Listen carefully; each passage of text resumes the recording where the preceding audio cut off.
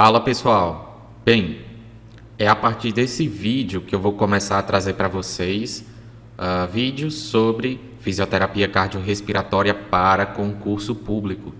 Bem, e nesse primeiro vídeo a gente vai começar pelo começo, né? Anatomia e fisiologia cardíaca, depois vou trazer a pulmonar também, tá certo? E quando a gente fala em fisioterapia cardiorrespiratória, prepara o caderno, porque é muito termo, é muita nomenclatura, coisas que talvez a gente já esqueceu ali da graduação, então a gente tem que recordar o máximo possível para trazer aí uma segurança para o concurso público.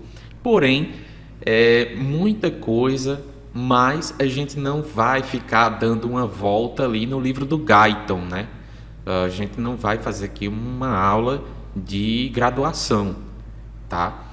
A gente tem que ter o foco aqui em concurso público. Então, eu vou trazer aqui o que pode ser mais cobrado em concurso público e de uma maneira rápida, de uma maneira dinâmica, mas sem se ater a alguns detalhes, né, que são de grande importância. Então, vamos lá, vamos começar com a nossa anatomofisiologia do coração. Primeiro, dando um passeio aqui pelas câmaras cardíacas. Então, no coração, temos aquela divisão entre átrios direito e esquerdo, que são átrios, são câmaras receptoras, né?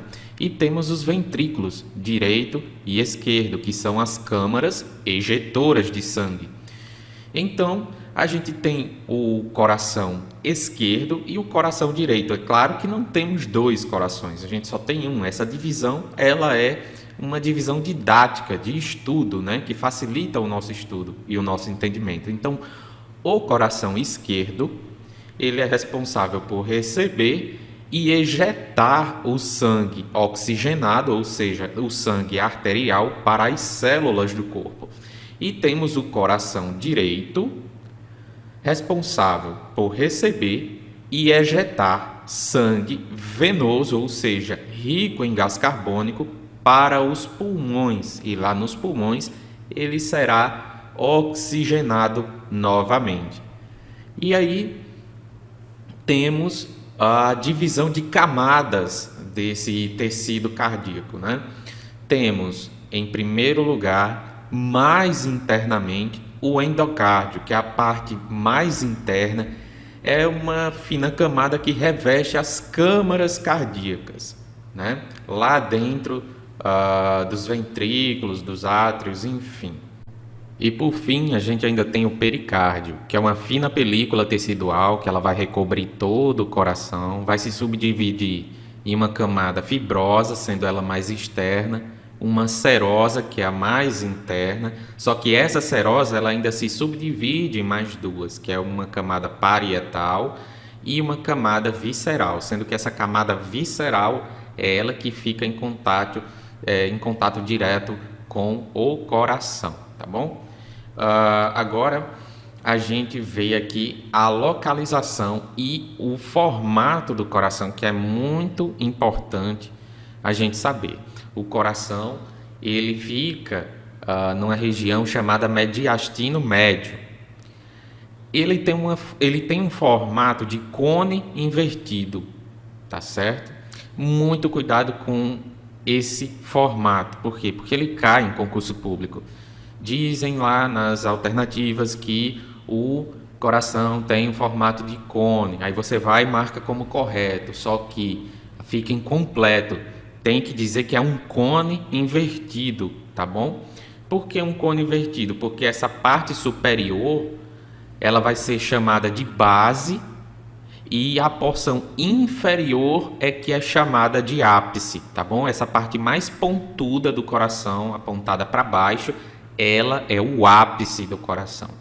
Ok, então vamos lá. Agora vamos falar sobre o papel do sistema nervoso autônomo no coração, tá bom?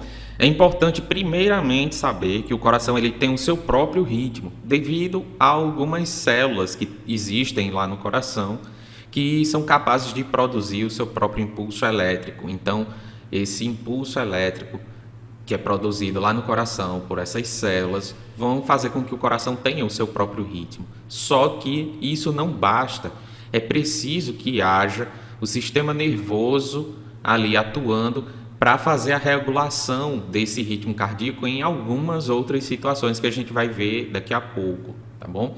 E esse sistema nervoso que vai atuar é o autônomo.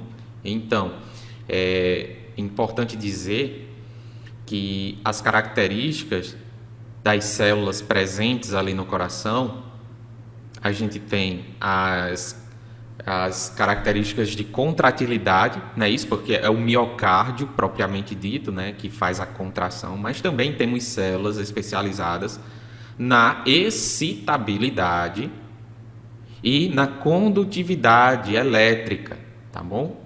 Fazendo que assim o coração tenha o seu próprio ritmo. Mas para que esse ritmo seja regulado, em algumas situações precisamos do sistema nervoso autônomo, que eu acabei de falar. E o sistema nervoso autônomo, ele é dividido em simpático e parasimpático. Como é que o sistema nervoso autônomo simpático vai atuar no coração?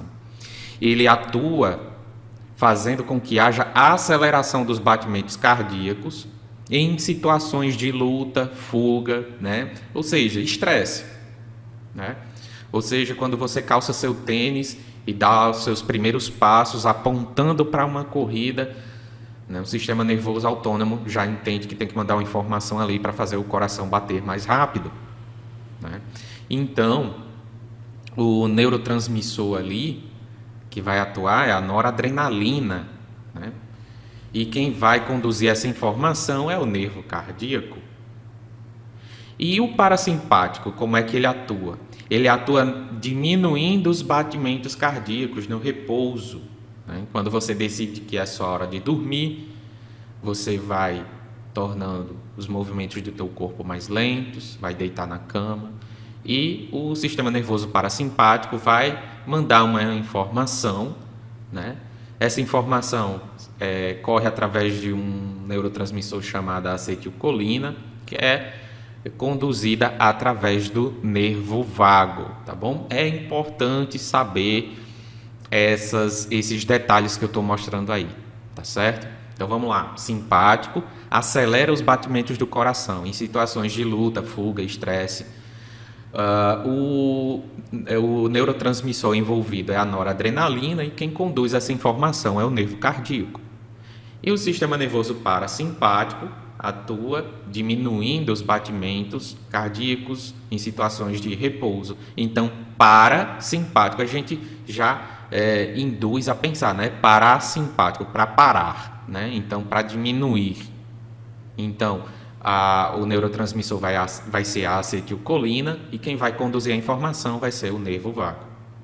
E nesse slide, se eu pudesse dar uma dica final aqui, eu diria o seguinte: anota essas características das células do coração, tá bom? Se isso não for uma coisa muito óbvia para você, então é importante que você anote essas 3 características: contratilidade, excitabilidade e condutividade, tá bom? Porque isso também já é não muito frequente, mas às vezes cai questões de concurso público. Agora, pessoal, a gente vai falar sobre um detalhe muito importante que cai em concurso público também, que é o seguinte: as células musculares do coração possuem uma semelhança muito grande com as células do músculo estriado esquelético, tá? Agora, existe a diferença de que as células musculares do coração possuem uma contração mais duradoura do ponto de vista de milissegundos, tá? E essa duração mais prolongada, mais duradoura, se deve a quê? Ela se deve ao fator de que, durante o potencial de ação, há um influxo muito grande de cálcio, tá? Então, o cálcio ele entra para dentro da membrana, fazendo com que esse potencial de ação fique muito mais demorado, tá?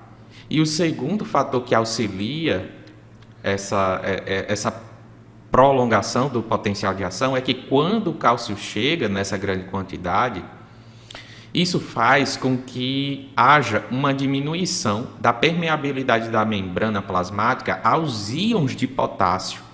Então, existe uma chegada muito grande de cálcio e também o potássio meio que fica impedido de sair da célula. Então esse potencial de ação ele vai ficar mais demorado, tá? Então, só para facilitar um pouco do ponto de vista visual, vamos aqui. A gente tem essa célula que eu coloquei aqui nesse cilindro azul, tá?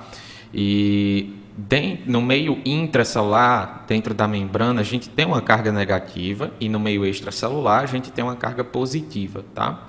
Só que quando acontece o potencial de ação, isso se inverte. Dentro da célula, no meio intracelular, a gente tem uma carga positiva agora, devido a esse potencial de ação. E fora temos aí uma carga negativa. É nesse momento em que dentro da célula fica com a carga positiva que os íons de cálcio entram em grande quantidade, tá? E em paralelo a isso, a gente tem os íons de potássio que acabam ficando impedidos de sair, tá? Devido à diminuição da permeabilidade da membrana. Ok? E esse conjunto de fatores faz com que esse potencial de ação ele fique um pouco mais prolongado, fazendo com que essa contração ela seja um pouco mais duradoura.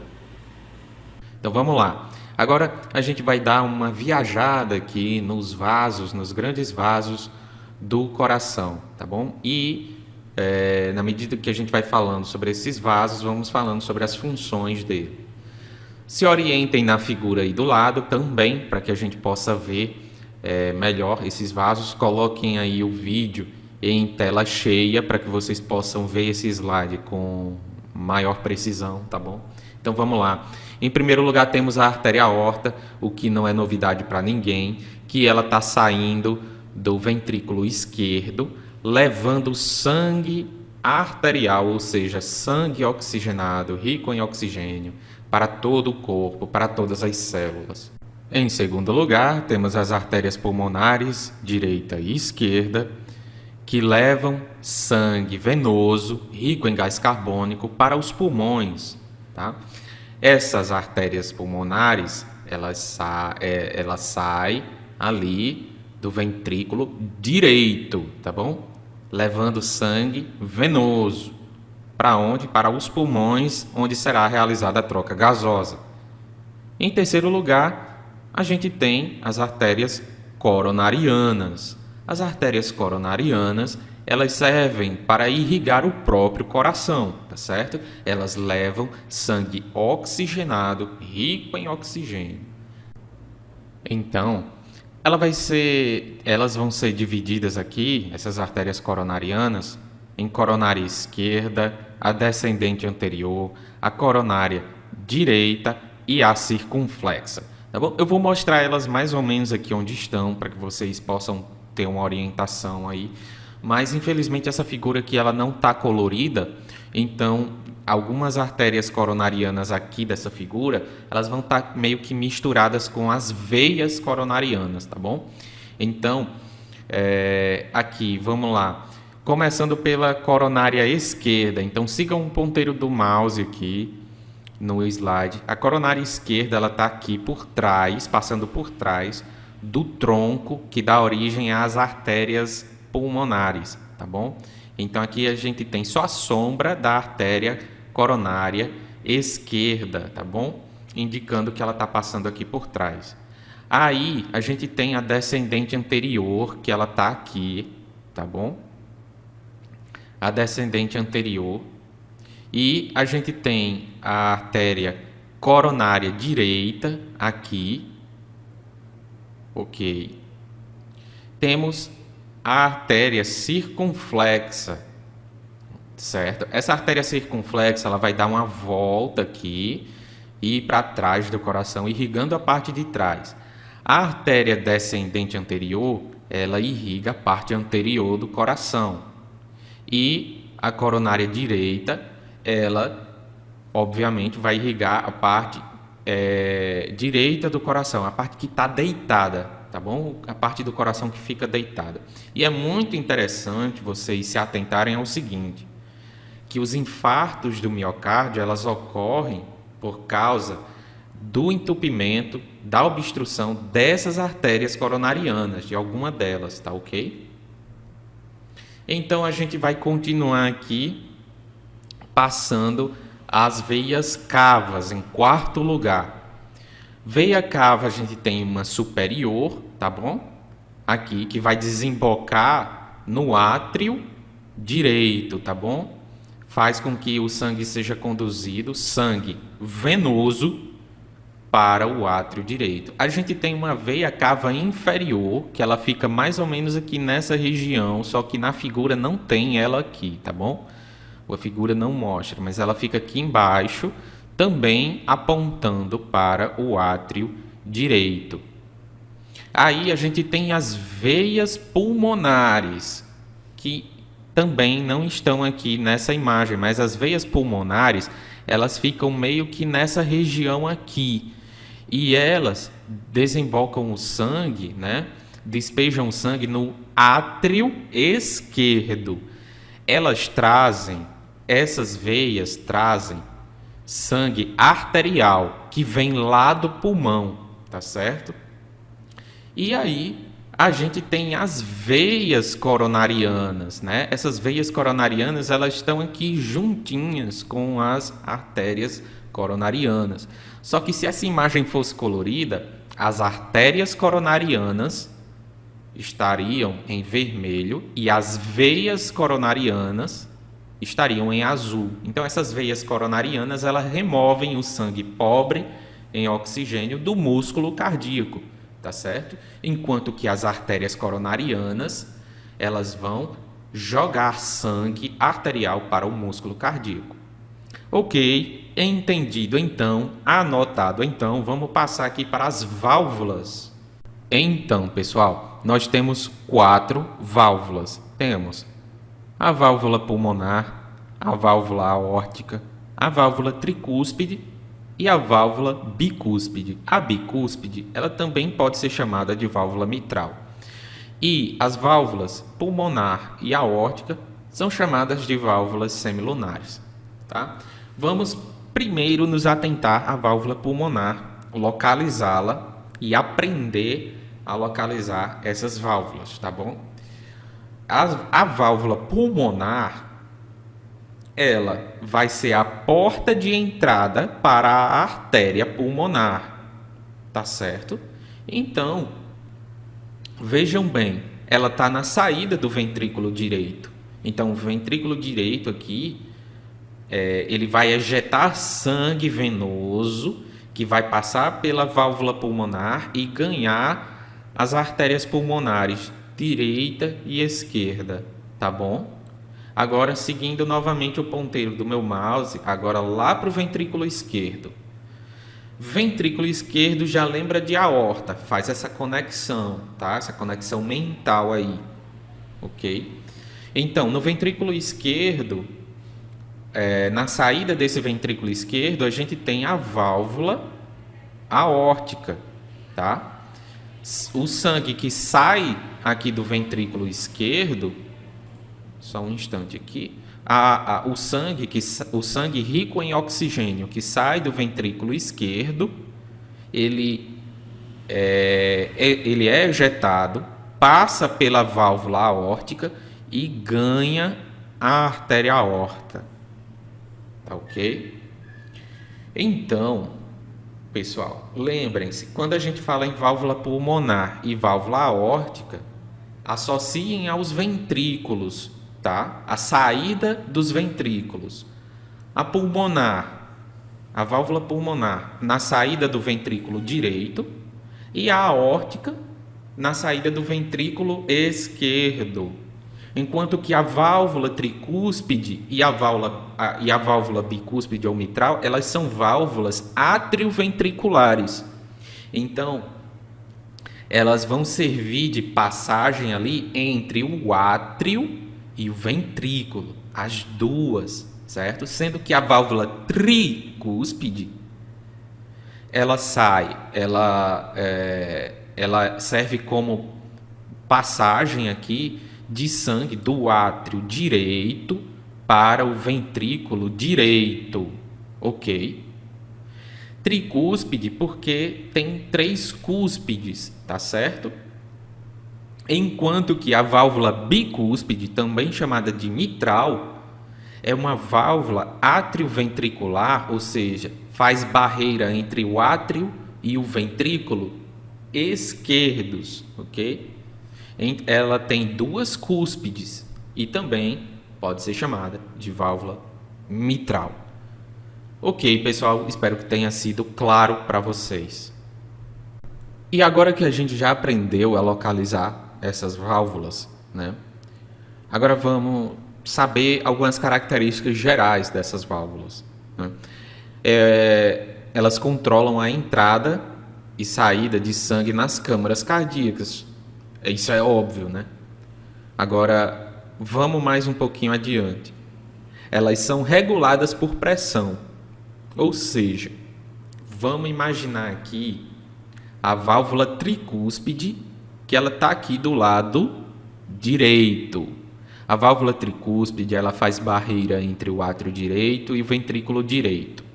Ok, então o sangue que está aqui no átrio, ele vai ser ejetado para o ventrículo, e na medida em que o ventrículo se enche, essa pressão dentro do ventrículo vai fazer com que as cúspides dessa válvula se fechem, tá? Então a válvula vai se fechar.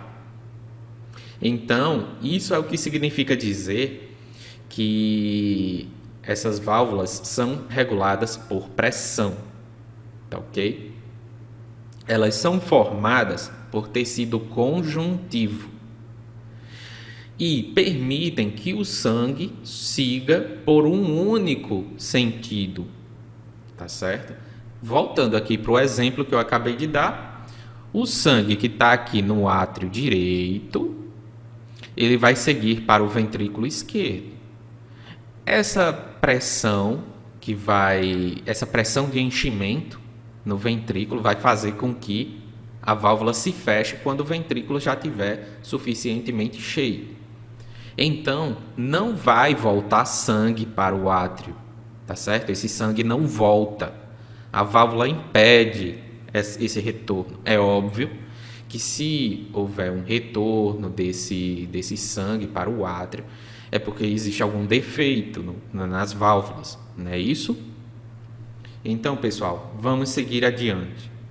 Bem, pessoal, e agora eu trago um detalhe, e esse detalhe é em relação aos vasos coronarianos. E quando eu falo em vasos coronarianos, são tanto as veias coronarianas quanto as artérias coronarianas.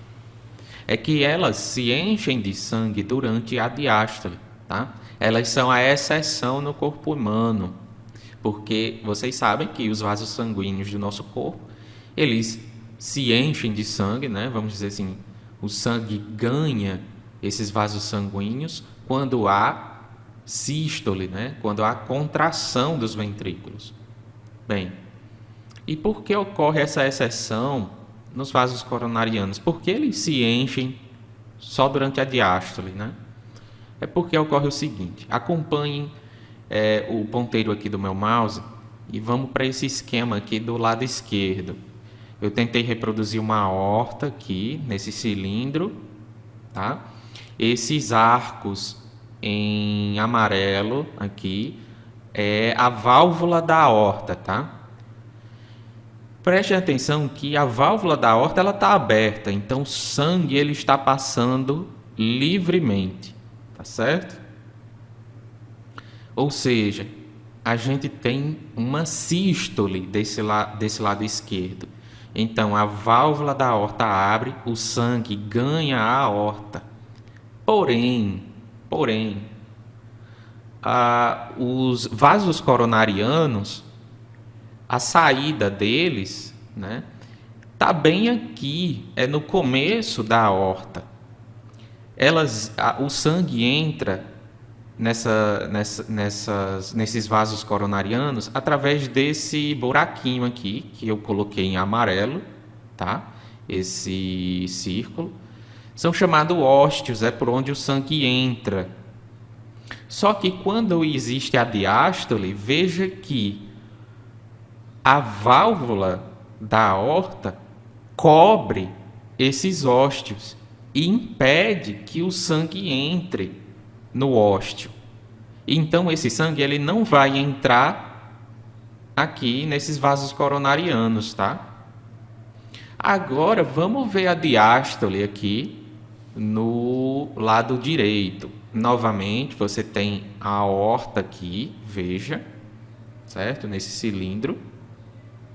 Só que agora, ó, a válvula ela está fechada. É o momento da diástole, o sangue ele está enchendo, o coração está relaxado. Então essa válvula ela está fechada. Bem, se essa válvula está fechada, ela não impede a entrada no ósteo, né? A entrada do sangue pelo ósteo. Então o sangue ele fica livre para entrar nos vasos coronarianos, tá certo? Essa é a explicação do porquê os vasos coronarianos conseguem se encher durante a diástole. Ok, pessoal? Os movimentos do coração, né? O que não é segredo para ninguém, que nós temos o movimento de sístole e diástole. A sístole é chamado aquele movimento de contração, de ejeção do sangue, tá bom? Da câmara dos ventrículos. Enquanto a diástole é o relaxamento, o enchimento de sangue. Então, quando há um relaxamento das câmaras, existe um enchimento de sangue. Mas quando a gente fala em sístole e diástole, lembre-se bem que a gente está se referindo aos ventrículos, tá bom? Sístole e diástole se referem a nomenclaturas de atividade dos ventrículos.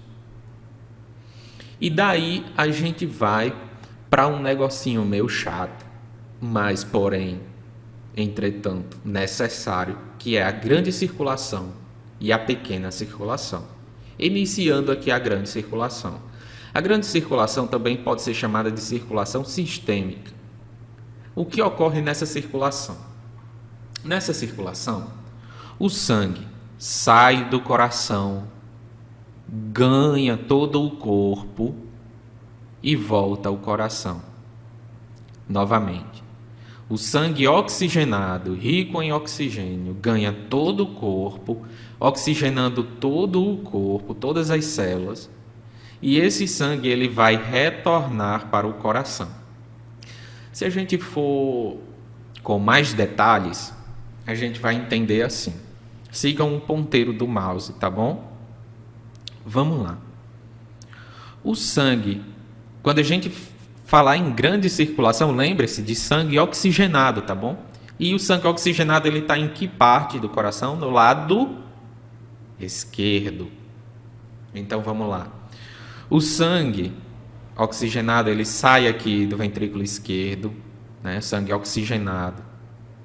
Ele percorre a aorta, oxigena todas as células do corpo e volta ao coração. Depois que ele percorre todo o corpo, depois que esse sangue percorre todo o corpo, ele volta pelas veias cavas inferior aqui e a superior aqui, tá bom?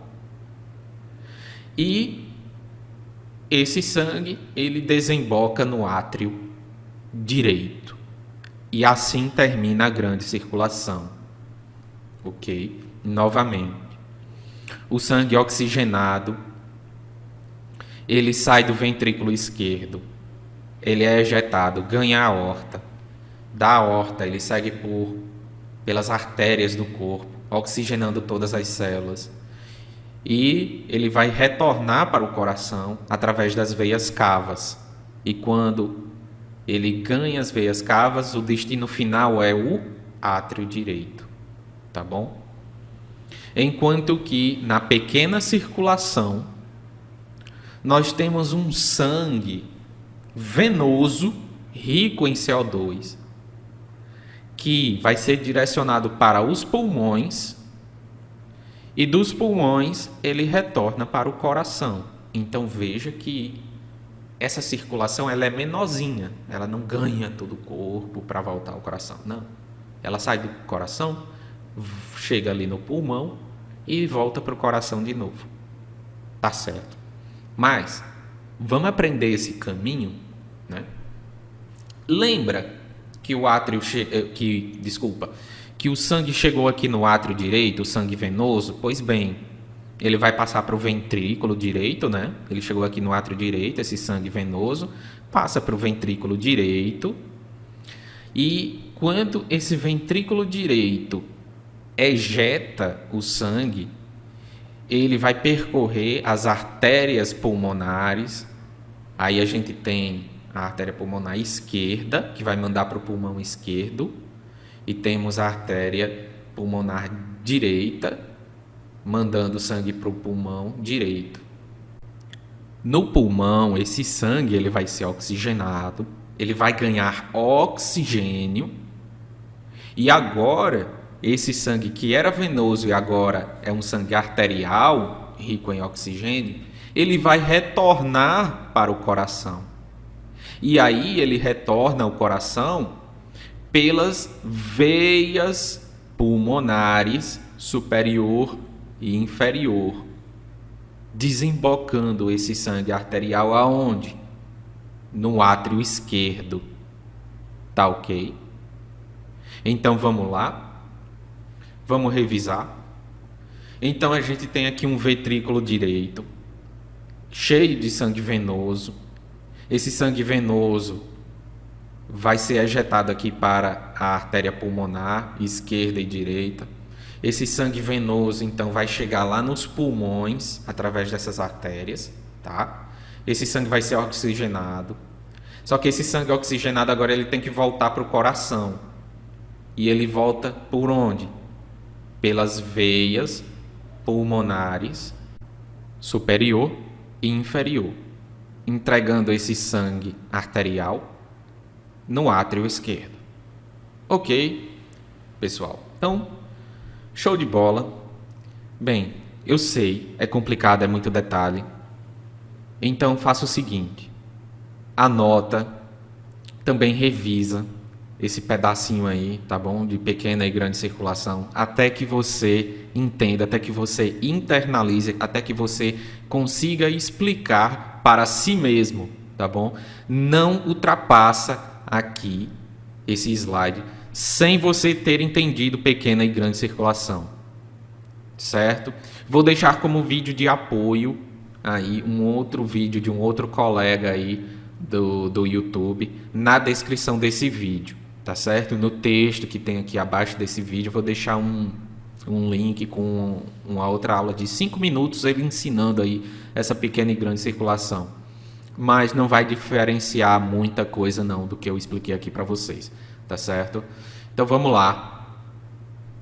É importante lembrar uma coisa: jamais caia nessa falácia que dizem assim: as artérias são vasos que carregam sangue arterial e as veias carregam sangue venoso. Isso é errado. Então é errado dizer isso, que artérias serão sempre os vasos que carregam sangue arterial e as veias serão aquelas que sempre carregam sangue venoso. Isso é uma falácia, isso é errado de dizer. Por quê? Porque a gente tem exceções, como as artérias pulmonares.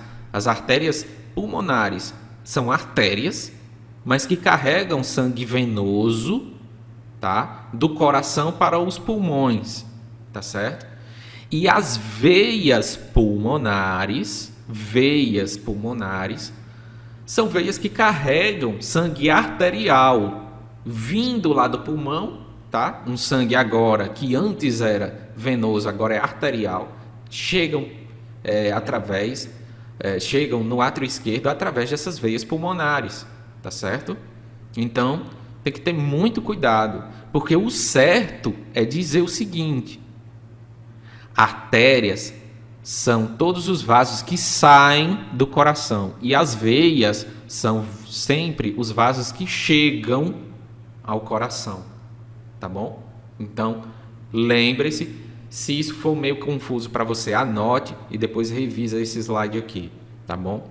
Esse negocinho aí de dizer que artérias são vasos que carregam sangue arterial é coisa quando a gente era lá do ensino fundamental, e isso acaba sendo incrustado na nossa mente e a gente leva isso aí para a vida toda, se não for desmentido. Então, é importante lembrar também quanto aos lados direito e esquerdo do corpo. O lado esquerdo é onde corre o sangue arterial e o lado direito do coração é o lado onde corre o sangue venoso, tá bom? Isso é muito importante porque te ajuda até a entender a pequena e grande circulação, para você não se confundir, tá bom? Bem, pessoal, aqui a gente chega num assunto que é a excitabilidade e a condução elétrica do coração, um assunto que geralmente cai, às vezes, em provas de concurso público e vai exigir um pouco da sua capacidade de memorização e aprendizado, porque é uma sequência, tá bom? Uma sequência de eventos. Não são muitos, não são muitas estruturas envolvidas, mas é importante que você memorize bem direitinho para não se confundir depois na prova, tá bom? Então vamos lá. Vocês se lembram que eu disse que o coração, ele não só tem células contráteis, que são os músculos estriados, né? Mas ele também tem células capazes de produzir seu próprio impulso elétrico. É por isso que o coração tem o seu próprio ritmo. Não é isso? Vocês lembram, né? Pronto, ok. Então, vamos aprender a sequência desse impulso que é gerado pelo próprio coração. Temos aqui o nó sinusal, que é onde vai surgir o impulso elétrico, tá bom? Então, ele vai percorrer por algumas vias aqui, chamadas vias internodais, até chegar no nó átrio-ventricular. Nó átrio-ventricular, porque fica ali entre o átrio e o ventrículo, né? Ok. Chegando aqui nesse nó atrioventricular, esse impulso elétrico ele vai receber uma pausa, uma pequena pausa de milésimos de segundos, tá? Por quê? Porque o átrio ele precisa contrair primeiro para que depois os ventrículos se contraiam, né? Então, não pode estar tudo contraindo ao mesmo tempo, senão esse sangue ele vai ficar estagnado. Ok. Chegando nesse nó atrioventricular, depois que ocorrer essa milipausa, o que é que vai acontecer? Esse impulso elétrico ele vai continuar o seu caminho através do feixe de His. Esse feixe de His ele vai se dividir aqui em um ramo esquerdo e direito, não é isso?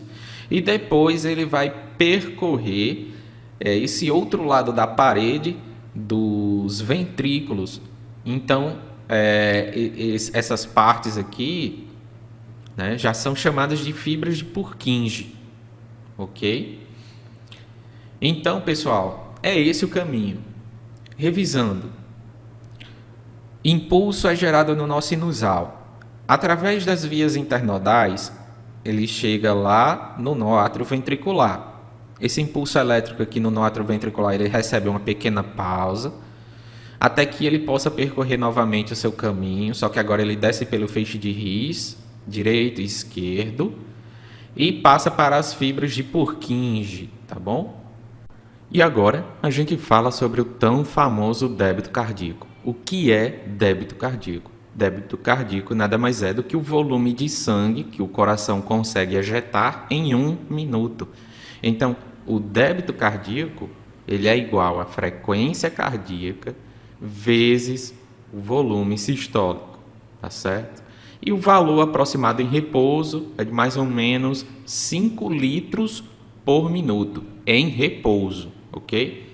Agora vamos lá. Esse débito cardíaco, ele é regulado por...